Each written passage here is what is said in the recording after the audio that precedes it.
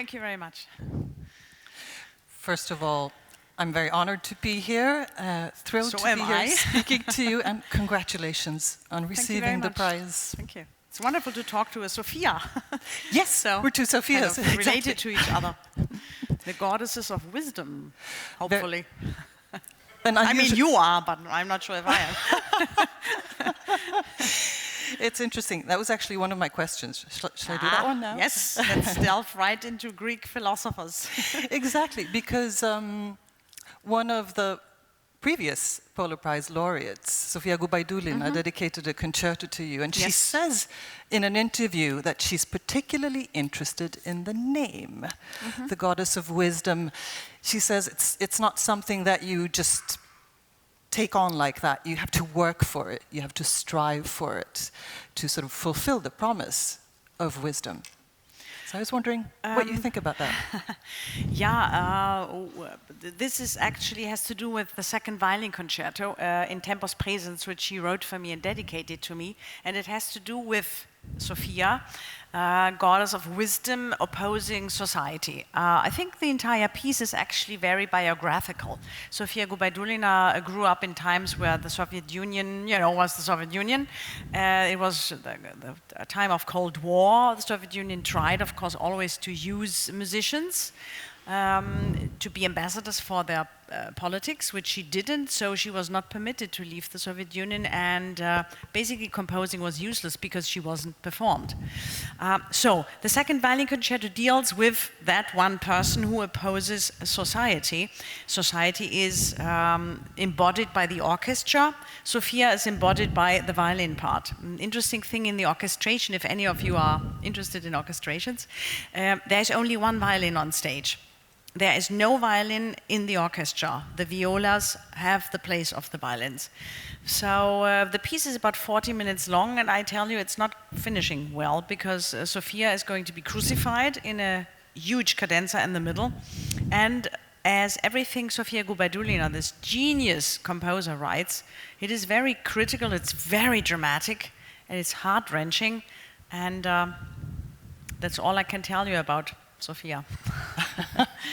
That's a wonderful start, and it says, it illustrates the point here in the movie that you like to say that music is about storytelling, and you just told us. Of course, not every musical piece written in music history in the last 400 years has a kind of biographical background. I think with storytelling, very often a musician points out that an interpretation of a piece which we think we know, like the Four Seasons of Vivaldi, you can have different viewpoints on that over a period of a lifetime, like over a period of my lifetime in 20 or 30 years. And it's very much like Claude Monet used to say when he built up his garden in Giverny outside of Paris, and for the last 40 years of his life was only painting water lilies. He said, I'm not necessarily interested in the object, but I'm interested in what happens between myself and the object. And this is very much what happens between the performer and the piece of music, which you have studied at the age of 5 or 10 or 15 or whatever. What happens over a course of a life? What different story can you find in it? Because music, like any other art form, is so complex that you cannot really comprehend its architecture and emotion content at that very one moment. You need many, many moments in a life. Just like if you're looking at a painting, you see it, but you will focus on, different areas at different times when looking at it. I wanted to tell you a story. We have met before. When I was in Oslo in the early 2000s, you were on the tour with the Andre Previn violin concerto, which also is dedicated to you and has your name. And we were doing a television recording. And I was remembering very distinctly the feeling of being the only person in the auditorium listening to AnneSophie Mutter. And the feeling of AnneSophie Mutter is playing for me, obviously, for other television players, but it stays with me very intensely. that moment. And I was wondering, I was thinking, looking at the very early film clips of you playing as a little girl. Yep. And I thought, that's her voice. You hear it already back then when she's 5. Yeah. How did you find that? And how have you been able to hold on to it? Yeah. Of course, there is no relationship whatsoever in the genius Picasso and me, little mortal self. But if you look at drawings of Picasso at a very early age, like 6, 7, 8, you can already see that this man looks at things very differently from I would when I'm drawing. And the same probably is true for athletes as well. They just have a way to, like Federer when he was a child, just a way to very artistically go about what they are doing. And I think it's true for musicians as well, that all of us, generations of musicians, they start very early, and very early I always was very curious about sound. The production of sound and the different, and that's why I choose the violin, because with the stroke of the bow, depending on the speed, the angle, and also the pressure you use, and of course the vibrato, non-vibrato, lots of vibrato, you can really sculpt the sound. And that is what has fascinated me over the decades. And that's also why I went into contemporary music, because it's just a different language. It's like traveling in a foreign country. It's all very alien, but it's all so ever so exciting. And you will come back from that voyage being filled with new ideas, new viewpoints on life, and also overcoming your own, at least my own, stupidity is something I really like. I like to overcome my own frustration by learning something I thought isn't possible. And then I'm finding out that basically the sky is the limit. I think that's really fun in life, to be able to do that and to feel that sense of accomplishment. Were you surrounded by music when you were a child? Sorry. He's not liking our mics, I can tell. No problem. Too much breathing. My parents, they actually gave each other LPs of classical music for their engagement. And yes, we listened to a lot of classical music at home, and also jazz. And it's interesting that the love for jazz has equally stayed passionately with me over the last decades, as has obviously classical music. And so I can only really kind of pass that on to everyone here, if you're not already doing it. It's just great to give children really huge variation of possible hobbies, sports, reading, whatever, drawing, then of course music. It's wonderful if you early on find a passion. Might it be a passionate hobby, or in my case, something which has become, like a vocation. Did you continue playing football? Or did you I stopped after I had dislocated my thumb. And yeah, maybe, I was a very chubby teenager, so I think I wouldn't have been good in soccer anyhow. Priorities. Priorities. Yeah. You had several important mentors. I'm assuming your teachers, yes, Erna correct. Honingberger and Ida Stuck. Yeah. Could you tell us about... I know Ida Stuck, you named an award after her. Yes, my foundation has an award in her name. Aida Stucki I met when I was 9, and when my first violin teacher had passed away, and I had been for 1 year without a teacher. Going in that period also through a competition by myself, and funnily enough, teaching my past teachers, students which were much older.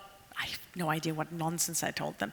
Anyhow, so I met Aida Stucki, and she took me on, and she was just a fabulous woman, very independent thinking. She was born in 1926. And I'm mentioning this because she was a role model also as a woman, because she concertized, she was married, she had a child. For that generation, not necessarily, what one would have done. And I learned everything I know today, or all the hopefully good things I'm doing are basically based on her role model. Let's talk a little more about your instrument. Yeah. You play a Stradivarius. Yes. Did you always play a Stradivarius? No. No. And there's a story I have to tell, because somehow people think when you play a Strad, it kind of has this magic button, and you push it, and and it does things. And I don't know if you have heard of the famous Austrian violinist Fritz Kreisler, who lived in the last century, and he was very, very beloved for his beautiful, warm, and genuinely unique sound.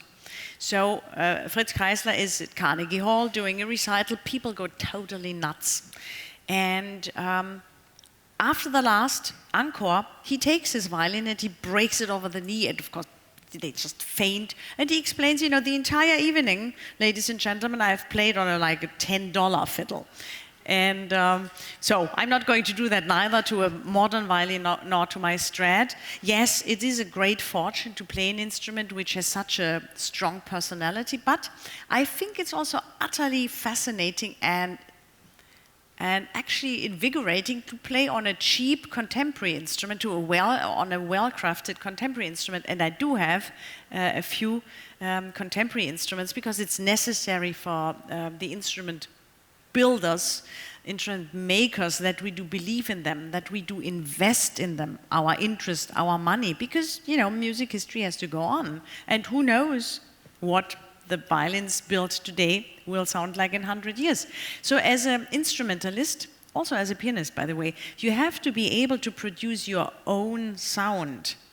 You have to be so persuasive with your skills that even a cheap instrument can, sound like your sound. And that is possible. It's great fun. And bows make a great difference. I think in the audience, we don't think about the fact that bows are also extremely significant. How do you go about picking the right bow for the right piece, for the right How many violinists are in here? Probably 0? Oh, 1. Yes, 2. Yoo-hoo! So, I'm talking to specifically the 2 experts back there. My bows are contemporary bows, so they are made within the last 5, 10, 20, 30 years. And it's a little bit like made à la mesure, so they have specific weights.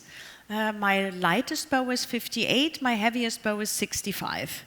With the lighter one, obviously you would play something which needs more elegance, more finesse, more speed, like Mozart. With the heavier bow, that I would use for the more romantic repertoire, where also the orchestration is really heavy, and I need a bow which is steady and not too elegantly flexible. So different bows have different characteristics, and usually I change them according to the repertoire. And it's also good for the muscles, I guess, like with the tennis player. You change the record also that your muscles don't get used too much to what you're using now, but you just exchange weights and playing techniques to keep fresh. Another technique question. I always think when I look at a violinist, I look at this position of sort of twisting and putting the violin on the shoulder. Yeah. It must take so much work to stay relaxed and keep fluid, even though you're sort of contorting. How do you deal with that? I mean, I'm contorting the left. I'm just contorting, I mean, that's what I do. Funnily enough, I think it was also shown in the little film. When I first put the violin on my shoulder, it felt so natural. And I guess that's how it must feel. No matter what you do, you're knitting or cooking, or if it feels natural, then that's already pretty good. Yes, of course, it's physically speaking very unhealthy, what, particularly violinists and viola players do. And what I try to do in order to make it not worse is I'm walking when I'm working at home. That's also the reason why I learn things so fast by memory, because the only way I can walk backward and forward is obviously when I play stuff by memory. And I just hate to stand glued and sitting like chamber music. Horrible, plain horrible. So after that, you have to do yoga and go running and swimming and mountain climbing and everything, which is fun too. Great. Speaking of bows, you play a lot of not only contemporary but also Bach and Mozart. And since you started the career, the early music movement really has gained a lot of momentum. Yes, that's correct. And I'm curious, how has that affected your playing? How you think about articulation and phrasing and so on? That's a very good point. Yes, articulation. Articulation, Bach's articulation, if there is any, which there is, not everywhere, but when there is articulation, you very fast find out that you actually can best achieve it with the Bach, with the Baroque bow. Then, of course, I have copies of Baroque bows, which I have used even on stage, but it's really, really difficult to do that in a large hall because the sound production is, it's not meant to be for a big stage. It was, you know, in a time where you would play at a court for the king, in a church. I mean, everything was much smaller or over acoustical, so you didn't need to put out that much size of sound. But for the articulation, it is a great experience. I can only highly recommend it. The historically informed practice of playing is interesting, has to be absolutely absorbed and, you know, read.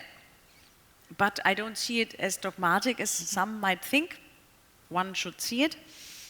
I would like to marry the insights of the articulation, which gives also an indication about the tempo, with a modernly strung instrument with a modern haired bow in a big hall. So I'm, you know, trying to envision what Bach would do today. We cannot replicate what was in the 1700s. We cannot, you know, who wants to see Shakespeare played by men, you know, women's roles? So we have to modernize things. We still philosophically can understand the core of the message, but we have to bring it into the 21st century, and that's my opinion on Baroque music. Looking back again to a very early moment in your career, the moment you were in the Berlin Philharmonic, auditioning for Herbert von Karajan, and then starting to work with him, I was thinking again about the fact of being a very young child, playing with adults, and he commented on the fact that at the age of 14 you played like a seasoned adult soloist. Did it ever feel like, oh, I'm a young girl, what am I doing here? Or did it feel completely natural? It's just the way I grew up, you know. And usually you learn when it comes to music from people older than you. I mean, I was 13. And for my age, I think I was rather advanced. So it seemed to be normal to look for someone who would know more. And I'm generally interested in people who know more, to, you know, meet up with them, which is very easy because, as you know, there's much to learn, let's put it that way.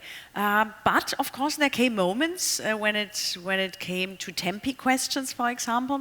I remember one moment when Maestro von Karajan, the Berlin Philharmonic, and myself, we tried to record the Mendelssohn Violin Concerto, which is a very youthful, and if you know the two violinists back there, remember Allegro Appassionato, the first movement, yeah, that means something.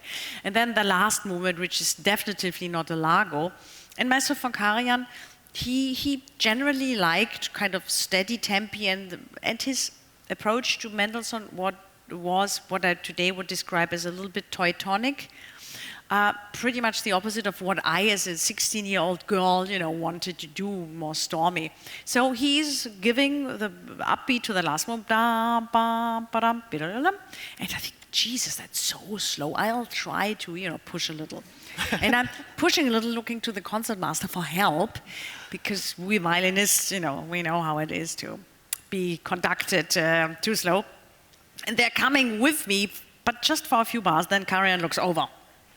So there, slow again. And I'm already on a flow. You know, I decided that's it. That's it, I'm going full in.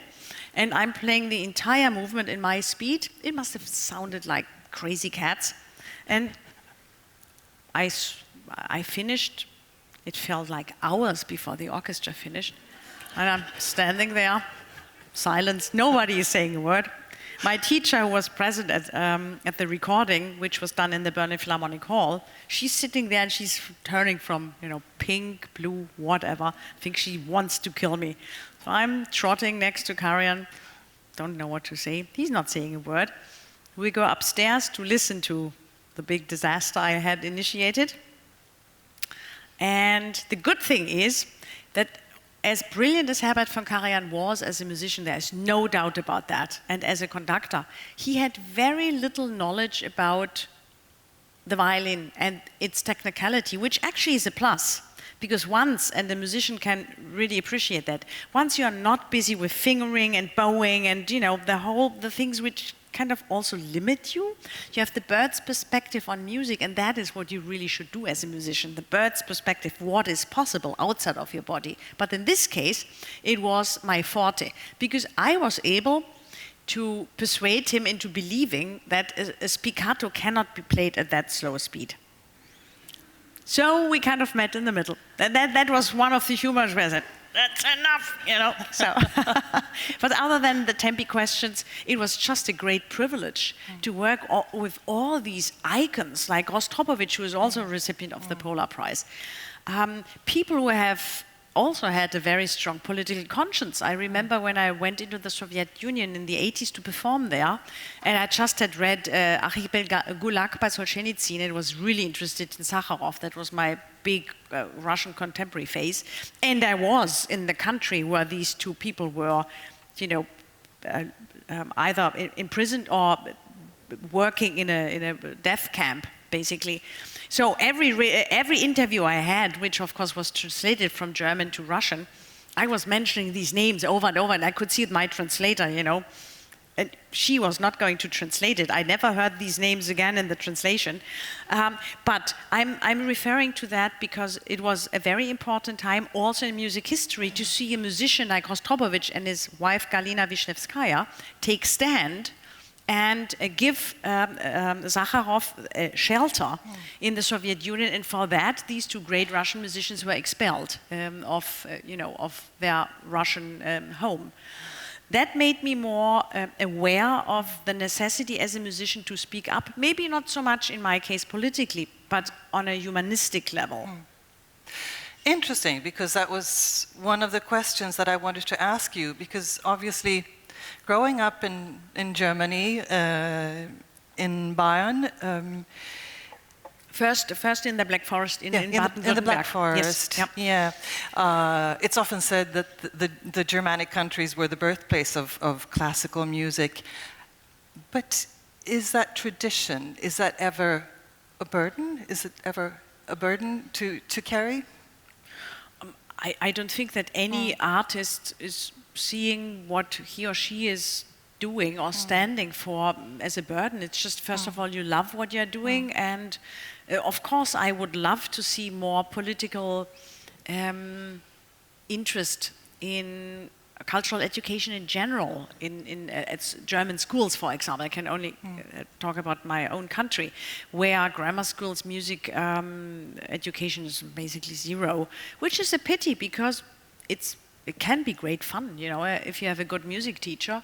It can be great fun to play an instrument or just listen to music, and I think we should all be permitted more than reading and adding up and being, easy to handle consumers later. We all also are creative people with the possibility to not only create art, but create something in science, create something in, other fields, but start to think outside of the box, and the arts is a great training field for that skill. And you started a foundation. Yes. For an orchestra, yep. And a foundation to work with young people. It's now 20 Yeah, actually our main aim is to help young string players around the world. So it's international, helping with commissions. We found this fabulous bass player from Slovenia. He was one of my first scholars, and he really plays the bass like Paganini, Roman Patkolo, incredible musician. If he would play the violin, I would be out of work. That's for sure. So the first thing I did for him, other than buy an instrument, the foundation buying an instrument for him, we gave commissions to living composers to enlarge the repertoire. Because, you know, if someone can play the bass, this is a terribly sexy instrument, seriously. So we had 4 commissions written for him. That was very specifically tailored to his needs, and generally, you know, whatever a very gifted young string player needs, I think my foundation can provide. Our financial means are not very big, but after all, in life generally, it's great to have a mentor, you know, a mentor who can tell you about your profession, a mentor who can maybe open the right doors at the right moment. Then, of course, you have to go through that door and perform well in any field of life by yourself. But as I had great mentorship through Herbert von Karajan and my wonderful violin teachers, I thought, you know, I can do the same for the next generation, and I'm trying.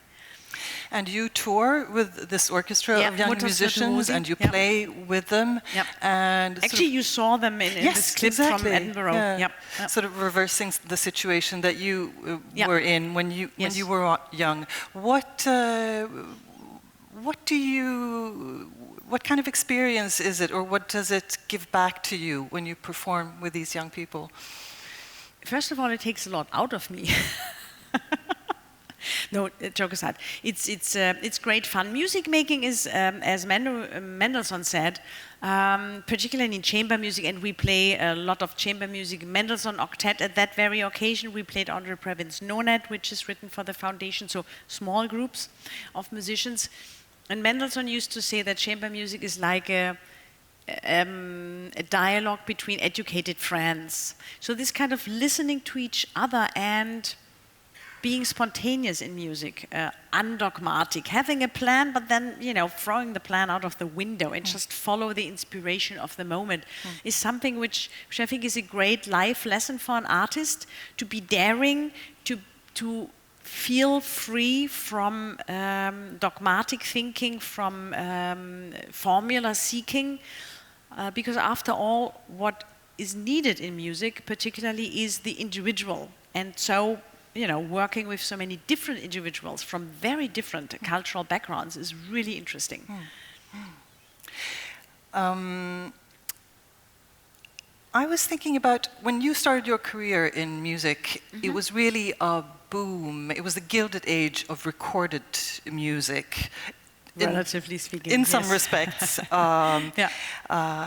And also a sort of groundbreaking invention, digital recording, paved the way for a whole new era of artists, different kind of sound. You made your first recording around this time with Herbert von Karajan. 78. How significant would you say the intersection of this technological event was for your career? Are we talking about LPs, CDs, or streaming? We're talking about CDs. CDs. Yeah. I could see in Karajan that he was terribly excited about the perspective of having something which is more durable than the LP, and also more precise in its reproduction. I mean, no kind of human warmth-ish somewhere. I had problems at the beginning, but I think it had to do also with how they mastered the CDs and how the mics were hung with the high register instruments like violin. I thought that the early CDs in the 80s had a harshness and a clarity which was almost like when you watch television in 4K. It's kind of, wow! Do you really want to see it that precisely? Depends on the person, of course. But so yes, the CD was a great invention, and in a way also a rejuvenation of the classical music, because we all felt, oh gee, now we have to re-record everything we already did in the 80s or late 70s or earlier on, because the CD is out, and everybody of course wants the CD. So there was a kind of boom, masking the fact that because of a lack of musical education at schools and the presence of music in the media, we already were kind of going downhill with the visibility in the daily life. which now we face the problem that classical music has once again been, put in this corner, in this ivory corner, as either luxury item or something you need to be super intelligent and well educated to even dare to come close to it. And both, of course, is total nonsense. Music is, has been invented probably 40 or 50,000 years ago. 40,000 years ago, they found bones which were shaped with holes like flutes. And probably before we talked, I read this fabulous book and also talked with the neurologist who had written it. And he has the theory that music was there before we started to talk, because sounds in the broader sense, they would alarm us when an enemy was coming, or other sounds to kind of lure a woman into a romantic mood, or the other way around, a man into a romantic mood. So what I'm aiming at is that music, in my opinion, is a total necessity for us humans to connect to each other, and music, is in most important moments in life there for us. And that's why I would love to see more of its present in our daily life. And that's why things like Spotify, that's a great platform where, first of all, the artist is recognized as having some kind of intellectual property, which is nice, and which also will help composers and other creative forces to feel inspired to continue to be creative, because we are not just taking away what's theirs without granting them some kind of respectful gesture. And it's wonderful if music is, ever present, but we should not, about this ever present presence, forget to take the time to sit down and listen really carefully, because classical music is so subtle sometimes in its beautiful contents that you cannot consume it while you're brushing your teeth. You have children? Although I use music when I'm at the dentist, because when it's Does it make it easier? Oh yes, it's wonderful. Yeah. Helps me a lot. You have children. Do they yes, play? I do. Do they enjoy classical music? Yes, yeah. My son, who is studying law, he still plays the piano as much as studying law permits. And my daughter is in the fields of arts. She's just doing her bachelor in London, and she wants to go to film. She's doing stage design. Mainly for film, of course, theater as well, but I think film is cooler. Wonderful. We spoke about the foundation. I know you're also very involved in charities that are not primarily musical. Could you tell us a little bit about this? Not at all musical. I'm focusing mostly either, if there's a natural catastrophe, yes, of course, if I can include that into being on tour, but I would say that my main focus are children, people with special needs, and older people, but it's children. A few days ago, I finally played a concert for Yemen, for Save the Children, this wonderful organization who was founded by actually an English lady.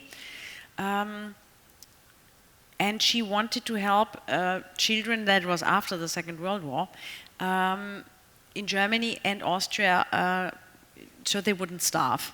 That was the idea behind it. And now they have over 100 points on this globe where they are active.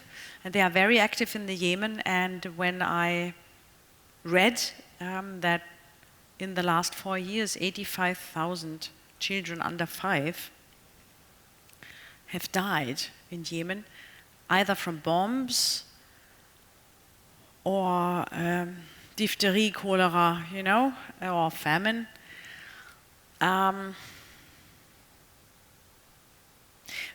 Chamber Orchestra of Vienna Berlin gave this benefit, and we collected a good amount in the 6 digits.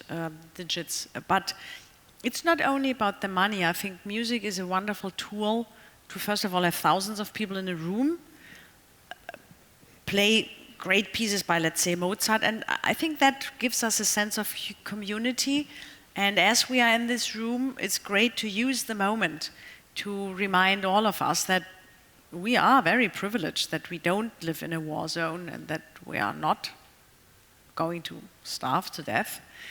And that privilege also should include that we have to share.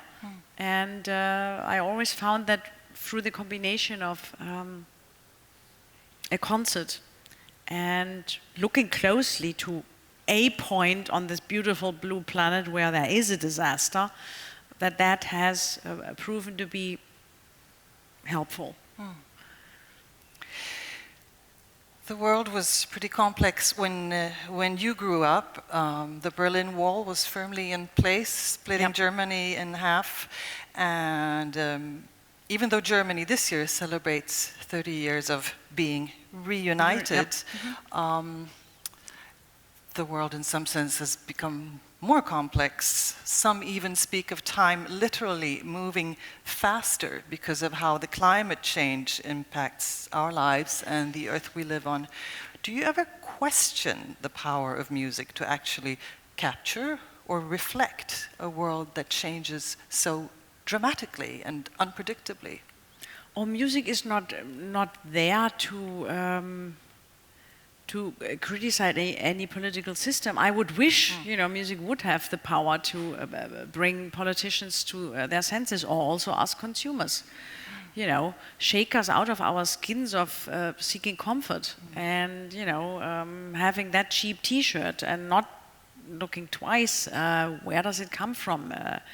It's children's at work.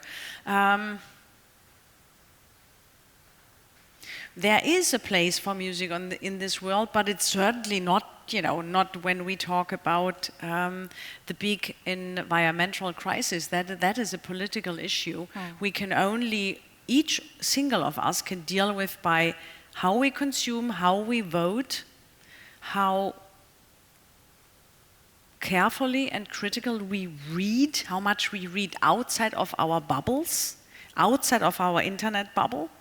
How many different newspapers we take from different political viewpoints to shape our opinion before we go to vote for a politician who is eventually going to destroy the future of our children. That is what each of us have to do as in a democratic system, as voters.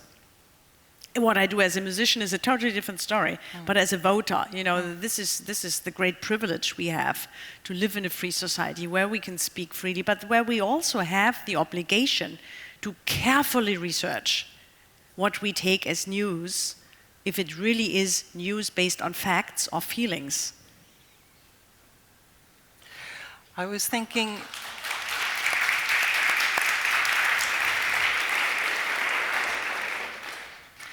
there are two ways of looking at that. The political issue is one. Also, in terms of, I guess, philosophy, or how, in terms of how music can, in a philosophical or artistic way, reflect changing times. Of course, if you look at Beethoven's, it's fascinating how Beethoven is really a mirror also of the political system. We all know that Eroica, was dedicated to Napoleon Bonaparte.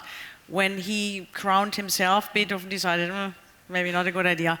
I take the dedication away. Then, with the French Revolution, chamber music suddenly was for the people. Chamber music wasn't anymore just for the court. So we can see in the scope of the compositorial style in Beethoven's life, how that invigorated him and how much that changed also the way he was finally expressing music for all of us. And Beethoven, of course, is the eternal, really, example of what music means. Think of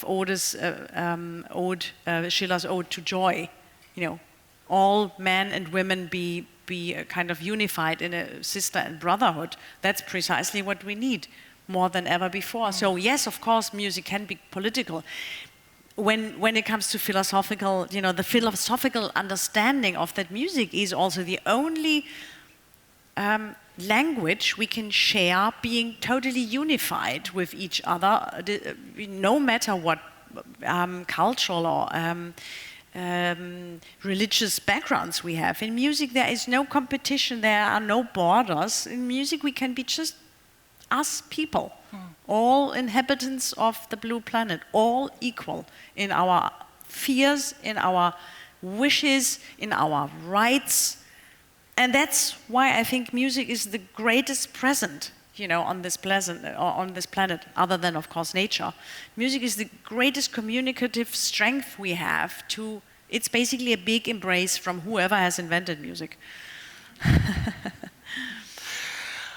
I think that is a very good place to end, actually. I've worn Sophia out, I can tell.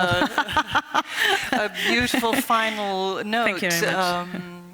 I guess, unless you want to tell us anything about how you will continue to tell stories. Do you have any future projects I'll just you want to talk about? Actually, I have one project which might be interesting for the ones who are film lovers. Are there any film lovers here? Yes, I see a few shy hands. Very good. Anyone ever heard the name John Williams? Yeah, very good. So, seriously, some of the most, and speaking of childhood and early memories of music, in 1978, I went to this small cinema in my small hometown in Black Forest. There was Star Wars. And I was totally blown away. Of course, visually the film back then was just wow. But that I don't remember that much. I remember the music. And you wouldn't believe it. A few years ago, I met John Williams. And he has now rewritten about 16 of his most iconic tunes. Of course, big love songs from Star Wars, but also Harry Potter. And he even wrote Yoda theme for me. Yoda is my favorite character in Star Wars.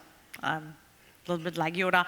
And Geisha and Cinderella story, and so on and so forth. So he has rewritten the music for me. And I will play for the first time in open air in Munich on the 14th of September. Hopefully one day I will bring John Williams' film music in an open air to Stockholm. But in case you don't want to wait that long, you know where to go.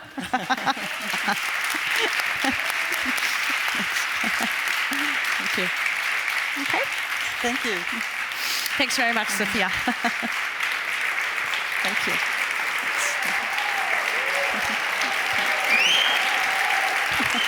Thank you. Thank you. Great pleasure.